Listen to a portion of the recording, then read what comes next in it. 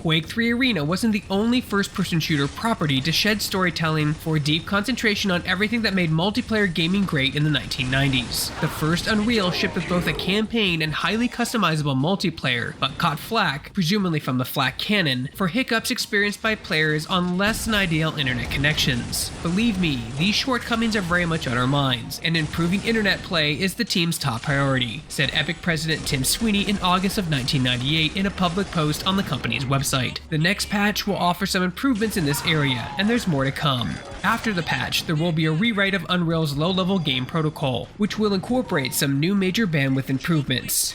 Based on the stats I've been collecting during 28.k and 56k gameplay lately, we aren't going to stop until internet play is very competitive. Improving the netcode was one of, if not the primary impetus, of Unreal Tournament, a game centered on online play, and the one that started as an expansion pack for Unreal before Epic realized that the scope of their ambition would be better realized as a standalone game. The result is one of the most creative, customizable, and enjoyable first-person shooters of its time. It was so good, in fact, that players still engage in mostly good-natured arguments over which game was superior, Quake 3 or Unreal Tournament.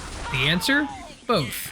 For different reasons. If Quake 3 is the ultimate deathmatch game, UT99 as it's sometimes called, focused on being more experimental. Like its predecessor, Unreal Tournament's weapons have alternate modes of fire, some of which depend on teams of players working together to boost their firepower. Mutators such as Instagib and Low Gravity dramatically altered gameplay, allowing players to customize the game to suit their preference. Maps were varied, ranging from space stations to industrial halls to wide open spaces, perfect for sniping enemies bold enough to steal enemy flags. Besides deathmatch and capture the flag, other modes such as Assault, one team defends a base while the other attacks it, and Domination, vying for control points, made Unreal Tournament a worthy competitor to Quake 3, while also carving out its own niche in the burgeoning arena shooter space. It's a worthy inclusion to any LAN party, and an even worthier inductee in the Shacknews Hall of Fame class of 2024.